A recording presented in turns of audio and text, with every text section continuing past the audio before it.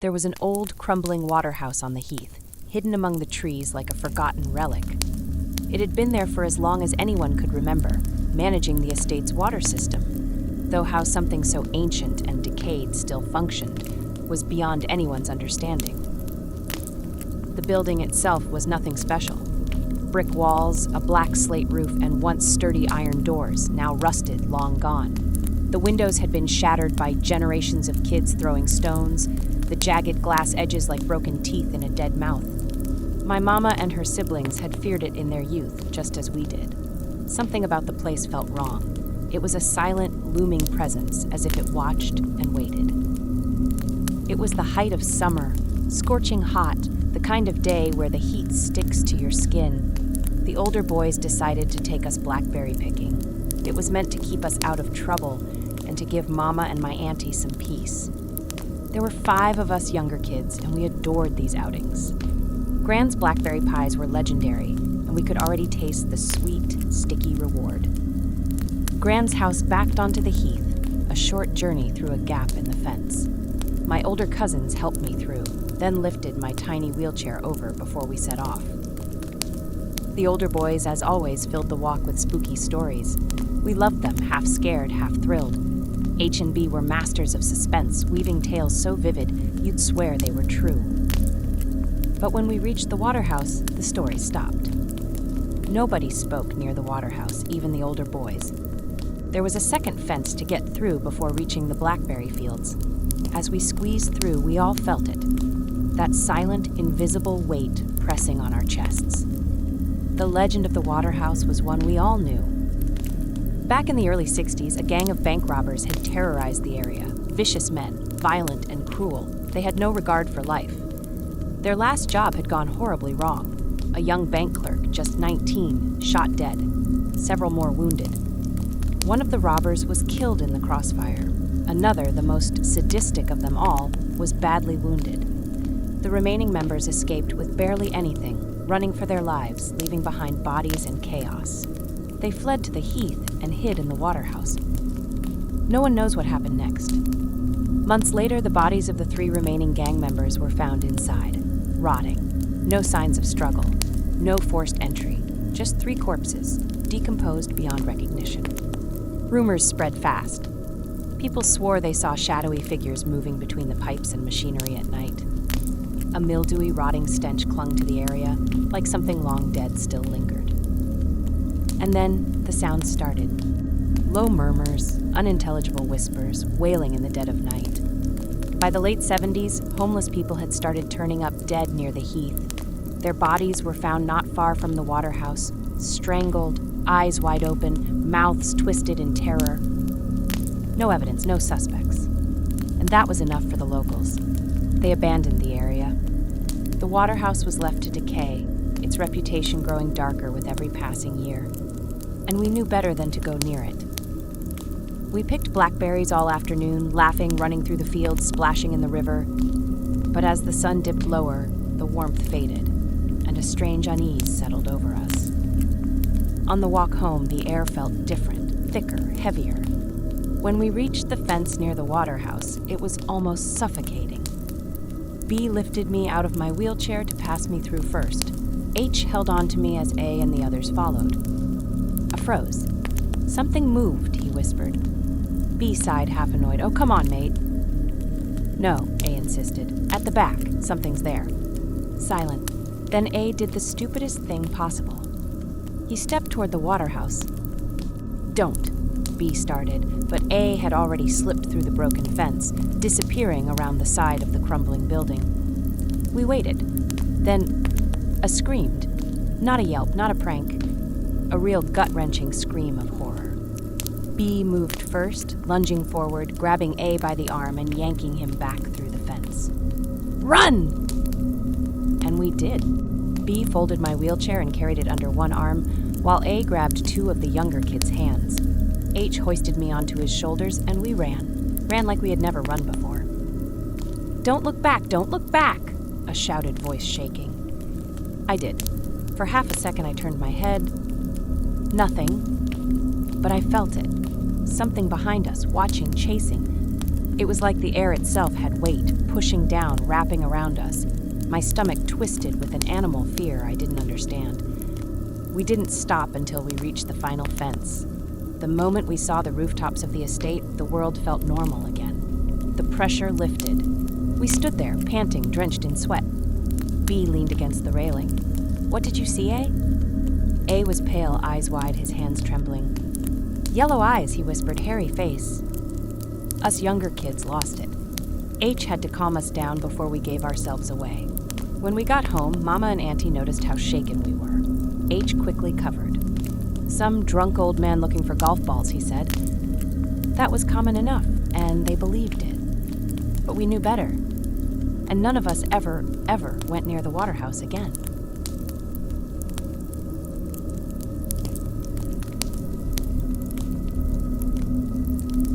It was supposed to be a relaxing weekend camping trip, just me and a few friends, escaping the grind of the city and getting lost in the quiet of the woods.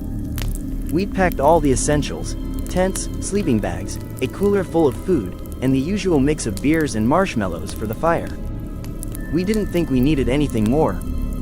The woods were beautiful in the early evening light, everything bathed in a soft, golden glow.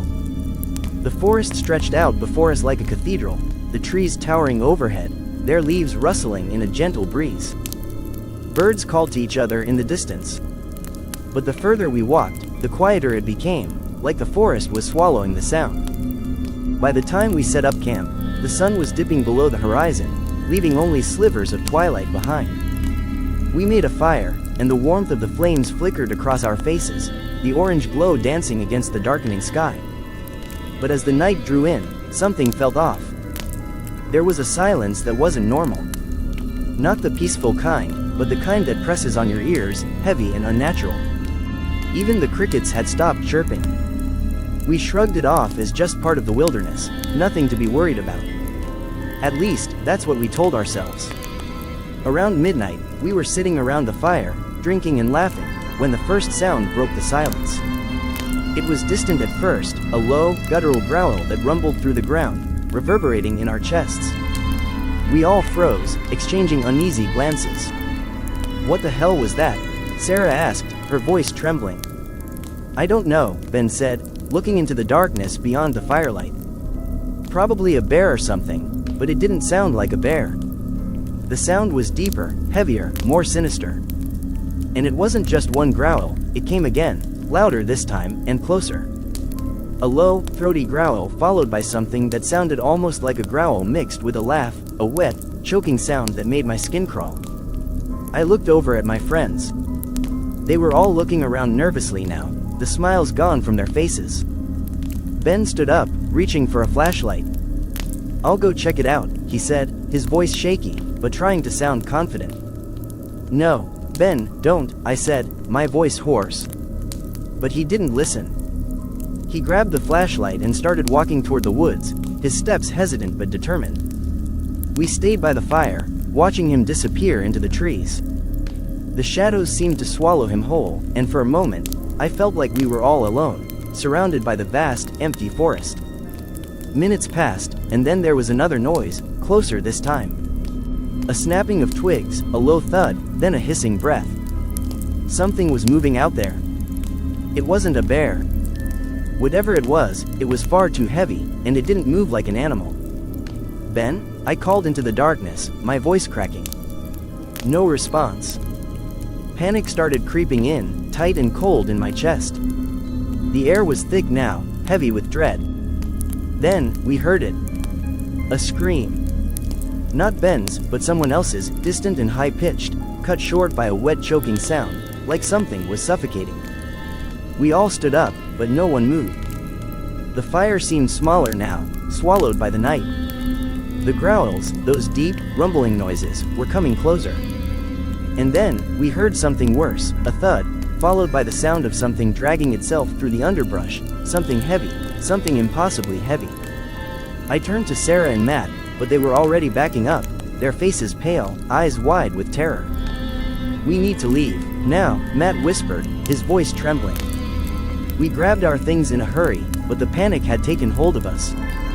We were all moving too fast, too frantically. There was no time to think. We had to run. As we dashed away from the campfire, the sounds followed us. They were closer now, too close. A scraping, like claws on stone, mixed with that growl, followed by a sound that I'll never forget, a deep, guttural hiss that split the air. It was like something was breathing through a throat that wasn't meant for air. Then we heard it, the sound of footsteps, heavy and deliberate, crashing through the underbrush behind us. It was too fast, too relentless, and we couldn't outrun it. My legs burned, my heart hammered against my ribcage, but every time I glanced over my shoulder, I could see nothing. Just the trees bending in the wind, the shadows growing longer, the forest closing in around us. We stumbled, tripping over roots, tearing through bushes. I was sure it was right behind me, the breath of whatever was chasing us hot on my neck. Then I heard Sarah scream, high and desperate, and I spun around just in time to see her disappear into the dark, her silhouette swallowed by the trees. I couldn't stop. I couldn't think. I kept running. We ran until we were gasping for breath, until our legs felt like they were made of lead. We didn't stop until we hit the edge of a clearing, the lights of the nearby town barely visible through the trees. But the sounds, they didn't stop.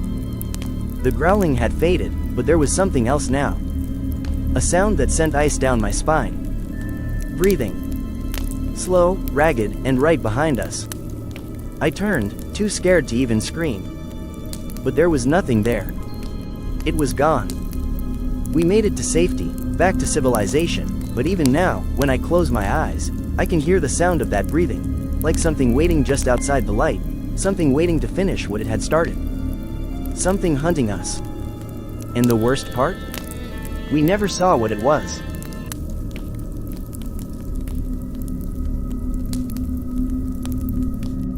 The thing in the well, they told us to stay away from the old well at the edge of the field. It sat in the middle of nowhere, half swallowed by ivy and thyme, its stone crumbling like decayed teeth. The cover was long gone, just a gaping hole, staring into the earth's throat. No one had used it for decades, maybe even longer. It was the kind of place that kids were drawn to, a mystery that beckoned, but we'd been warned. The stories whispered around town told of strange things happening to those who wandered too close, of people who'd gone missing, of noises in the night, of eyes that followed you when you weren't looking. But when you're a kid, warnings sound like dares. That summer, we spent every day exploring, cutting through the woods, wading in the creek, hunting for old bottles and rusted junk. The well, though, was our final frontier.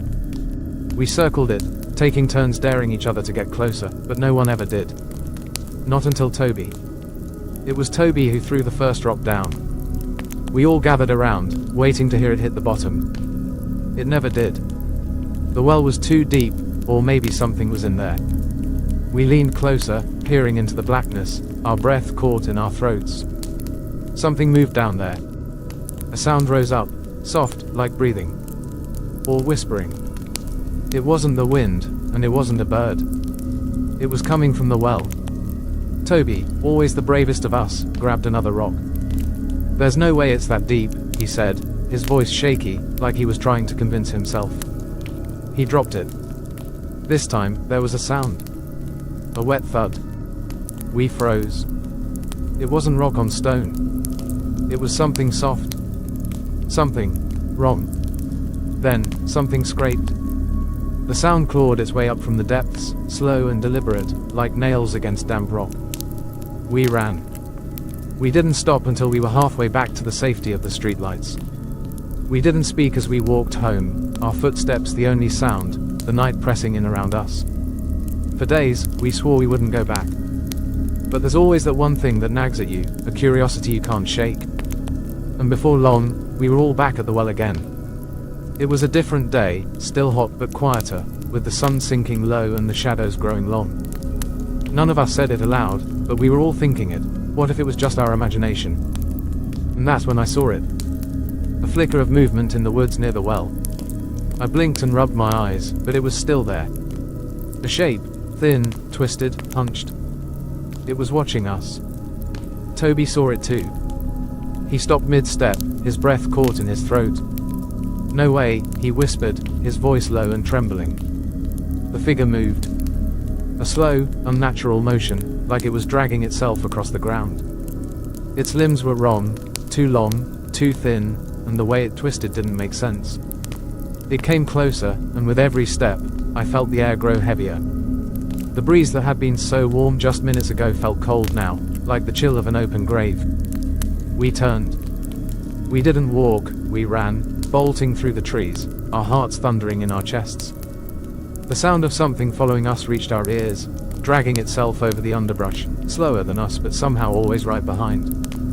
Branches scraped across our skin, twigs snapped beneath our feet, but we didn't stop. We couldn't. Every breath felt ragged, like we were choking on the fear that crawled up our throats.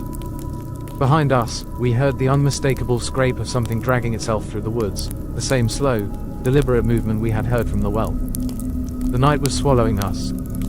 The air was thick, the shadows too deep. But it wasn't the dark that terrified me, it was what lurked in it. What had followed us. When we finally burst out of the woods, gasping for air, I turned back, half expecting to see it standing at the edge of the trees, watching us. But there was nothing. The woods were still, too still, and the only sound was the pounding of our own hearts.